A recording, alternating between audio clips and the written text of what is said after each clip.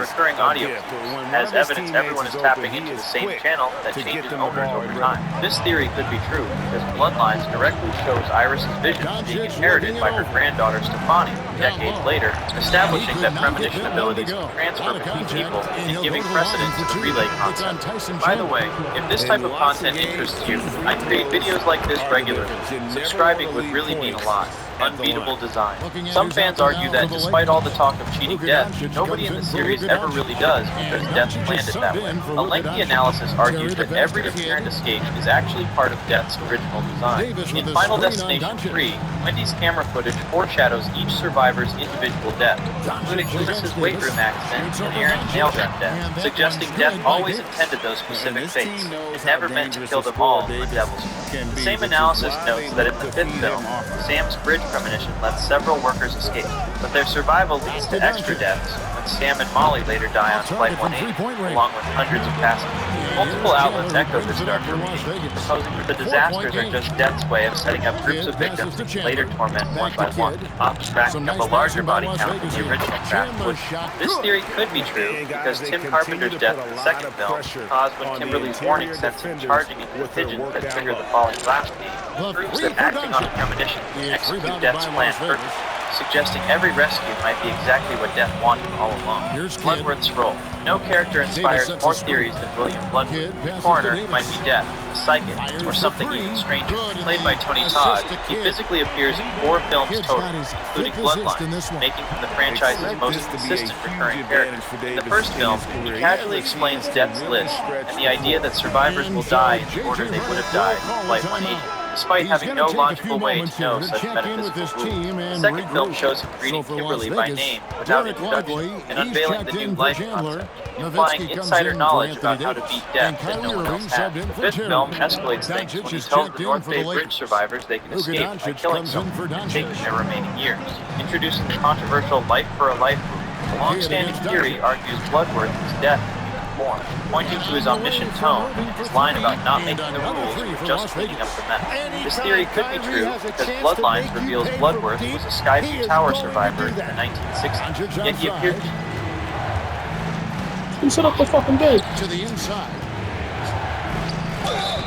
Oh my god, bro. Is unchanged decades later, possesses knowledge no ordinary human should have, suggesting he gained supernatural abilities or became something more than human after cheating Death himself. Failed loopholes. Closely tied to Bloodworth is the theory that every supposed cheat code, including new life, killing, and skipping the order, is either a trap or at best a dangerous gamble.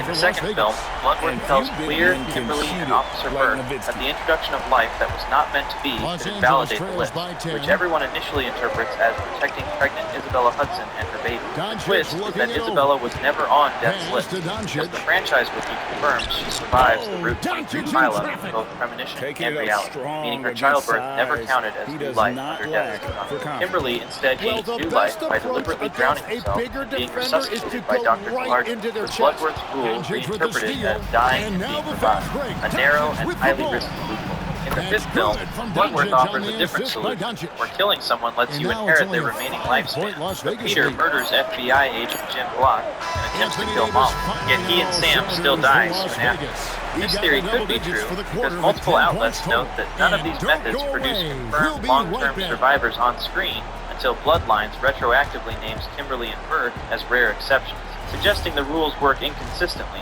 and might have hidden conditions that Bloodworth either doesn't know or deliberately conceals.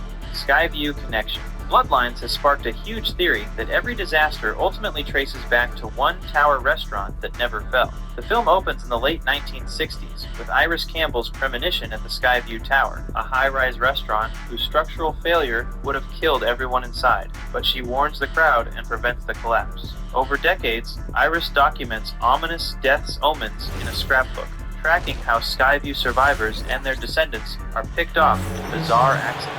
and the film shows clippings and drawings that reference a plane, a log truck, a roller coaster, and other imagery tied to Flight 180, the Route 23 crash, in later films. An editorial argues Skyview is the true origin, proposing that by saving an entire tower of people, Iris forced them to radically adjust its design, leading indirectly to all the later mass casualty set pieces stand known. The theory posits that while protagonists aren't themselves Skyview descendants, at least one should have died in the tower bloodlines present on each doomed vehicle or location. This theory could be true because the visual evidence in Iris's scrapbook directly references disasters in later films, and while the directors state named victims aren't related to previous survivors, they don't rule out the broader connection that Skyview bloodlines could be present among unnamed background victims, leaving the door open for the theory. Infinite loop. Put everything together and you get the biggest theory of all, that the franchise is one giant closed loop that can never really end. The fifth film reveals in its final minutes that it's a prequel where Sam and Molly board Flight 180 and die in the explosion that opens the first film, apparently closing the loop on death sequence events. Articles on this twist note how it retroactively ties the bridge collapse to Flight 180, implying that Death's design isn't a straight line, but a circle where new survivors get fed back from older disasters. Bloodlines then expands the timescale by showing Iris's Skyview premonition decades earlier, with her survivor descendant Stefani inheriting the vision from Homer, suggesting the cycle has been running far longer than the original 5 films imply. The premonition theory and various analyses argue that if Sam's vision passes to Alex and Iris's to Stefani, the franchise depicts only one iteration of an eternal loop where each act of survival sees the next catastrophe. This theory can be true because fan-compiled timelines point to comics and novels that hint the cycle has played out across centuries. And the fact that the fifth film literally sends characters back to the beginning, while Bloodlines extends the timeline backward, suggests the franchise is intentionally structured as a never-ending cycle, where Death's design constantly resets. If you found this worthwhile, consider subscribing so you never miss future uploads. Thanks for watching. And sometimes that's all you need to do to force that risk. That's free from David. And get your max refund guaranteed. Roughly 30.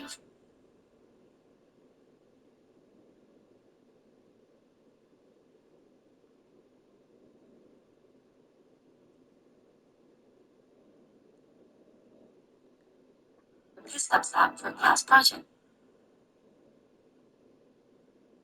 She's an amazing person. Like, you know, of course I've seen her on TV. And we talked about it and just listening to the story, I was like, ooh. Like it was like, dang, you feel bad because like, well, sure, I didn't dance that long. I was going to do it because I was pissed off at my parents. 30 minutes before filming, we'll, you know, talk about the sports. We talk, we're doing this.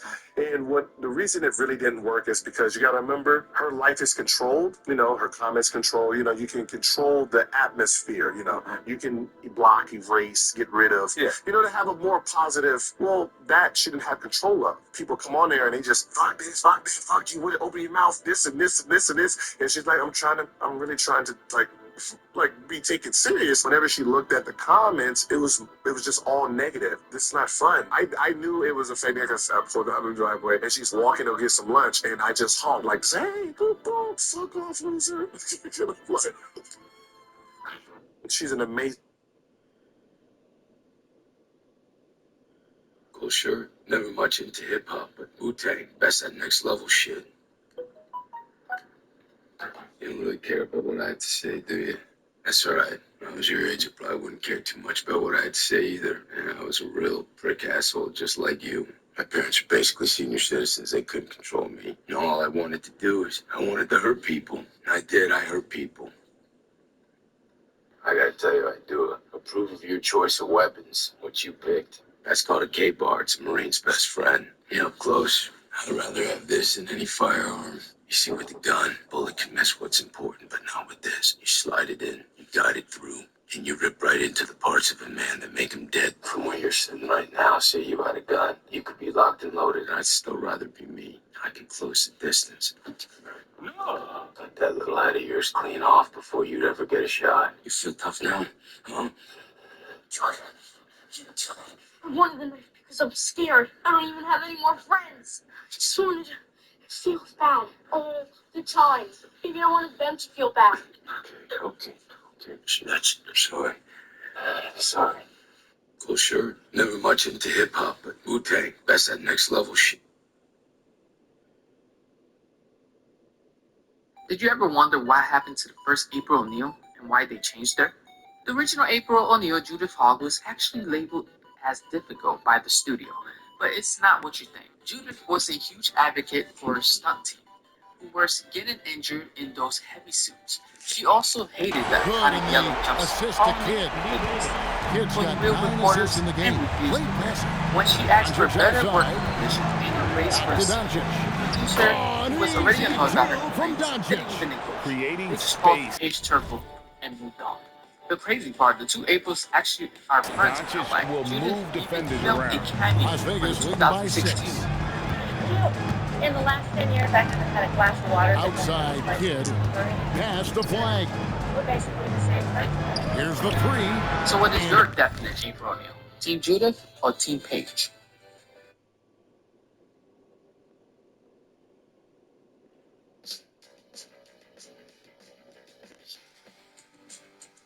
Guys, season 6 of my team, it's cooking, because we just got one of the greatest level 40 rewards of all time.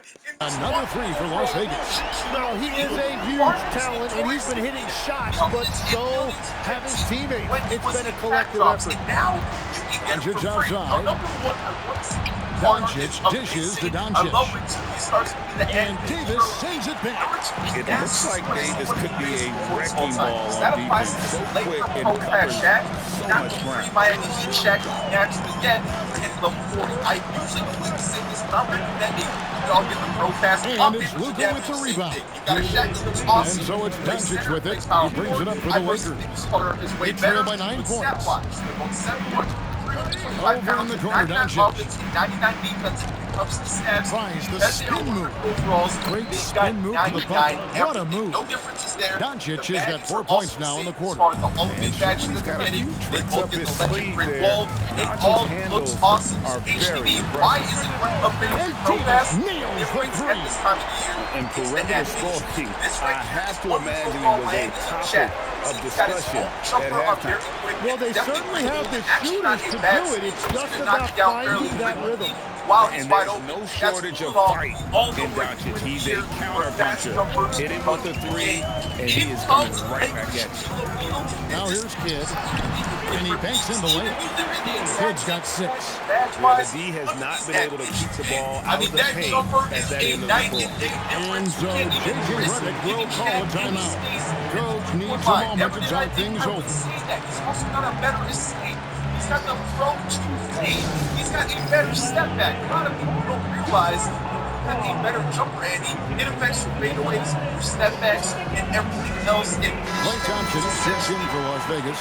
Jerry comes in for Kyrie Irving, and then for Los Angeles. Doncic is checked in for Doncic. Doncic comes in for Luka Doncic. And Luka Doncic subbed in for Doncic. Now Tim. After Luka Doncic's 3-pointer that didn't go. Jerry kicks to Davis. That kind rolled out one off the rim as that one falls. Davis has got the lead up to 11 now for Las Vegas. Inside. And it's blocked by Kidd. And we saw he was ready to slap that one away in very good position. That's Nowitzki. Let's get this. He's got Steph Curry, double bam on a 5. Doncic grabs the miss. I think Los Angeles trails by 11. Here's Doncic. Doncic passes to Doncic. And it's blocked by Kidd. Out to the right wing. Outside, Davis. And so it's Las Vegas. They lead at 11 points to end the quarter. From beyond the arc, they've been absolutely tremendous. Back to the action in just a minute. Good defense. Oh yeah, Shaq, he just moved fast. And that weight is ridiculous. 325 pounds of moving like an actual freight train. In transition, nobody changing signature dunk. People need to realize Shaq's not a role player. That's ridiculous. I could have shot the 3 there too, but the fact that he's got that and let's take this opportunity now to show you our State Farm assist of the game. And I'm glad this was the pick because I love this pass. Such a great dish. That's what I call court vision. Well, he made it look simple, but that's not always easy to execute. Good job, man. Good job. And there have been 2 very different performances from these teams today. We get going in quarter number 4. Reggie Marshall's out there with Thompson. That's Kyrie Irving. Then it's Derek Lively. And it's Kidd at the point guard position.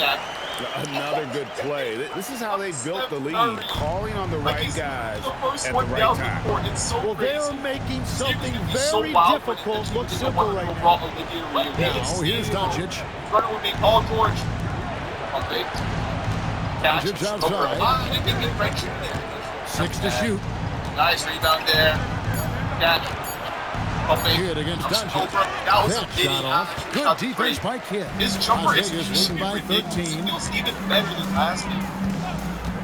Thank you. Pass to Marshall. Swing. Oh, George. Here's Irving. Right there into the screen.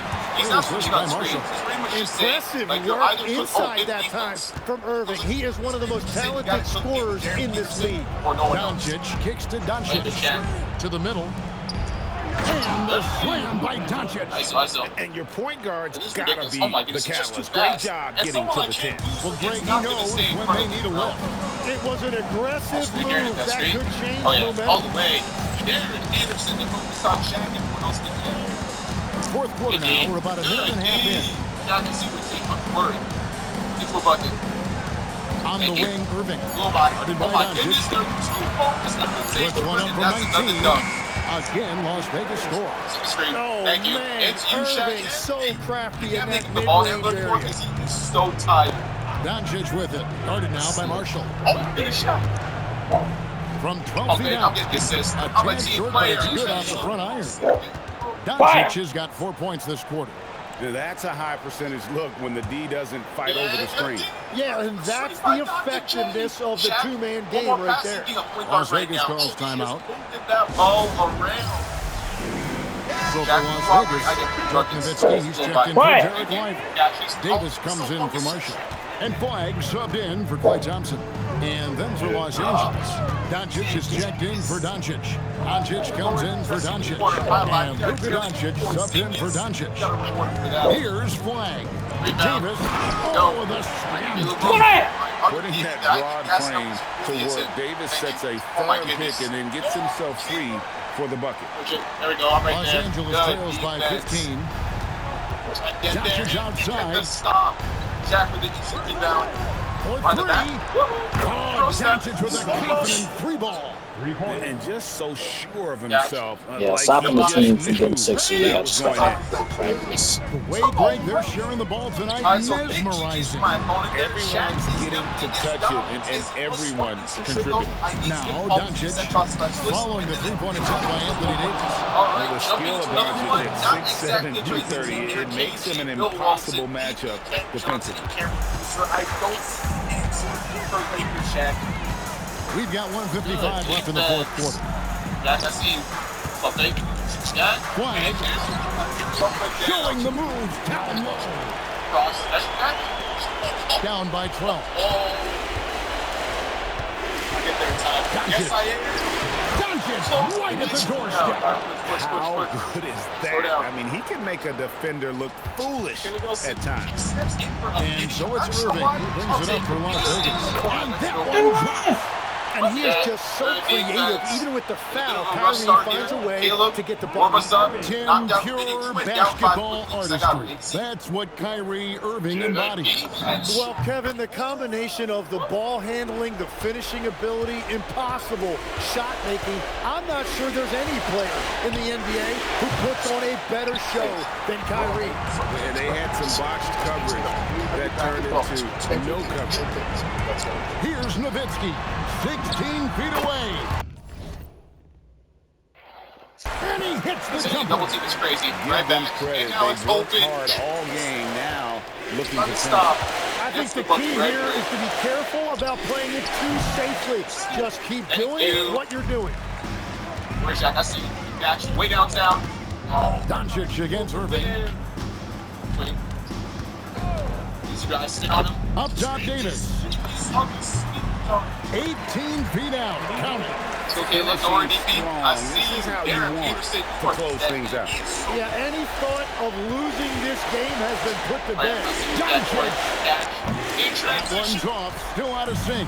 They are enjoying a commanding lead. And it really gives them the opportunity to give their starters a rest. Always critical when you get ready for that next stretch. Shot's good from Irving.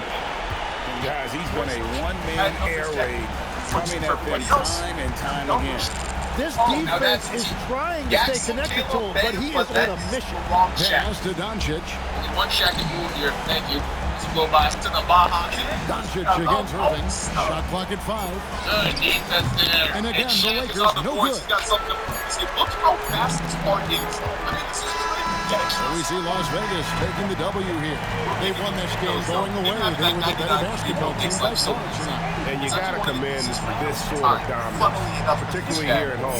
It's a great feeling when you play almost a perfect game and to have that crowd be so pumped up. Well, folks, that's going to do it for now. With Tim Legler and Greg. On Caleb. Can we push the pace here, though? But don't worry. I see you in the corner, Shaq. Catch. Give me that. Boom! Good defense. Shaq is locking up right now. Start running in transition. Oh, yeah, you got to take that all the way. I love his stuff packages, man. Cross. Thank you. All I need is a bit of space. Oh, my gosh. Shaq, I think we got to throw more lobs. I feel like we weren't throwing enough. Oh, there he goes.